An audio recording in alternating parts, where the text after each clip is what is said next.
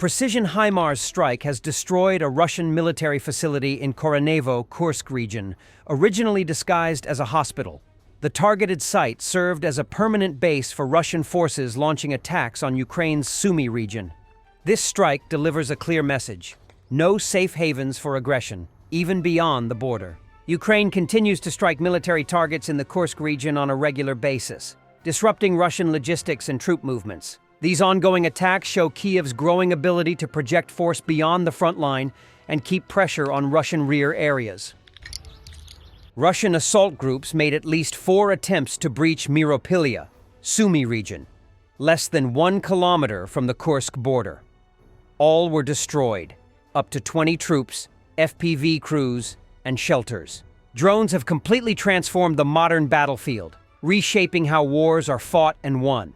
Once used mainly for surveillance, today's drones carry out precision strikes, artillery spotting, electronic warfare, and even kamikaze missions.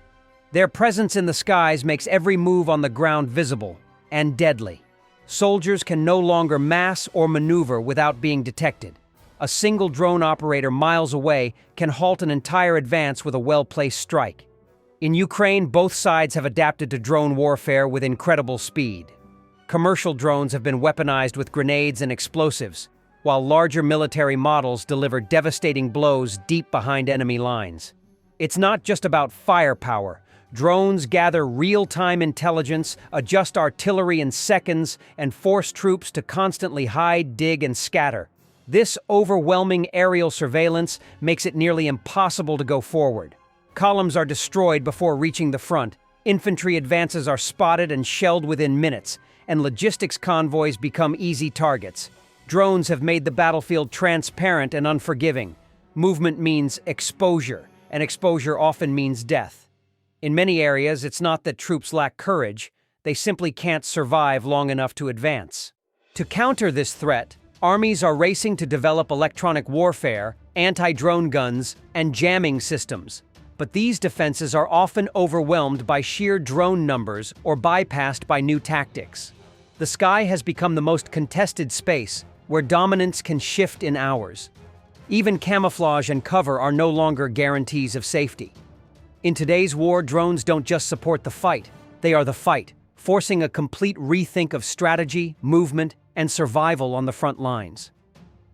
Satellite images reveal the aftermath of a Ukrainian strike on the Kronstadt facility in Russia's Moscow region, with at least 8 impact points clearly visible. The site, known for developing combat drones, now stands as a symbol of Ukraine's expanding reach and its resolve to target the heart of Russia's military industry. Russian soldiers film a looted and destroyed house in the occupied territory of Zaporizhia region, whose owners fled from the war. Бля, я хуй знает, есть кто дома? Ну, Антох, давай проверим. Да похуй, открывай. Блядь, никого нахуй дома нету. Никого нету. Брат, улетаем на горите! Вот я. Ну, налево. И вот эту дверь заходи. Право, право. Ебать, он сгорел нахуй. Так я тебе говорил, что он горел нахуй. А там новенький стоит, ебать. Unmanned Systems Regiment Phoenix destroyed a Russian R-330ZH Zytel electronic warfare system, at least their 3rd confirmed strike on such equipment recently. The Phoenix Separate Regiment of Unmanned Systems, part of Ukraine's State Border Guard Service, has rapidly emerged as a formidable force in drone warfare. Formed in early 2025 from the Phoenix Strike UAS company of the Pomsta Brigade, the regiment has since expanded its capabilities significantly. Back to Trump. We are waiting for the 2 weeks. You trust President Putin? You know, in about 2 weeks. Is Ukraine doing enough to get this peace? I'd rather tell you in about 2 weeks from now. You keep saying 2 weeks about President Putin. What is 2 weeks? Give us, what is the actual date? What is the timeline? 2 weeks or less, and if it's a little more at the time, I say, but, you know, they're losing a lot of people. You see those little dates up at the top, April 27th, May 19th. Today is May 28th. So 2 weeks, 2 weeks, 2 weeks. Now we're still 2 weeks away. President Trump published the following image on Truth Social. I don't know about you, but I'd be worried if someone thinks they're a messenger from God. The next Ukraine Defense Contact Group, Ramstein format meeting will take place on June 4, 2025, at NATO HQ in Brussels, initiated by the UK and Germany. US participation remains unclear. The previous meeting was on April 11th, with Pentagon Chief Pete Hegseth joining online. The U.S. Special Envoy, Keith Kellogg, responded to Medvedev's World War III threats, calling them reckless and unworthy of a global power. Stoking fears of WW3 is an unfortunate, reckless comment by Medvedev and unfitting of a world power. President Trump is working to stop this war and end the killing. We await receipt of Russian memorandum, term sheet, that you promised a week ago. Ceasefire now. Germany has approved a new €5 billion, approximately $5.65 billion, military aid package for Ukraine, which includes funds for long-range weapons and air defense systems. Ukrainian Defense Minister Rustem Umerov announced on Wednesday during an official visit to Berlin. Umerov said the package includes a letter of intent signed with his German counterpart, Boris Pistorius, which allocates hundreds of millions of euros for the purchase of Ukrainian-made long-range weapons. This is a direct strengthening of our defense industry and defense forces, he said, as quoted by the Ukrainian Defense Ministry. The deal also covers a €2.2 billion contract signed with Diehl Defense to produce Iris-T air defense systems and missiles. Germany will also fund Ukrainian-made medical equipment and encourage overall investment in Ukraine's defense sector. Germany has pledged to support investments in the Ukrainian defense industry and to encourage others to do so, particularly in air defense, Umerov noted. Germany remains one of Ukraine's largest security supporters amid its ongoing war with Russia. Kremlin mouthpiece Simonian.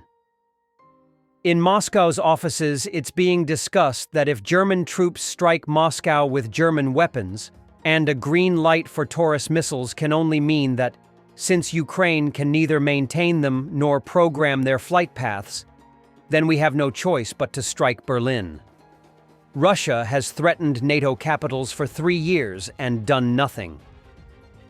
By the end of 2025, Ukraine may purchase up to 800 million cubic meters of American liquefied natural gas, LNG, thanks to a new route that could become operational as early as June, say RBC Ukraine sources.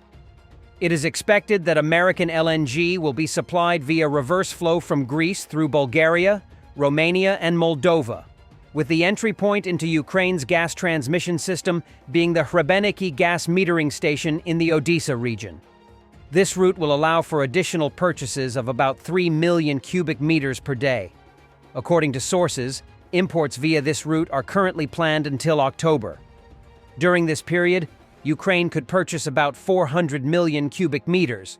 However, if deliveries continue, the volume could increase to 700 to 800 million cubic meters by the end of the year. Previously, there were no supplies through the Trans-Balkan corridor due to high transit tariffs. However, operators from 5 countries have now agreed to reduce the overall tariff by 25%. As a result, the cost of gas transmission from Greece to Ukraine is expected to be competitive. Sources familiar with the preparation of the first auction reported that Naftogaz, Ukraine's state-owned oil and gas company, is expected to purchase the gas. However, at the time of this report, the company had not provided a comment. Earlier, it became known that American LNG purchases via the new route could begin soon.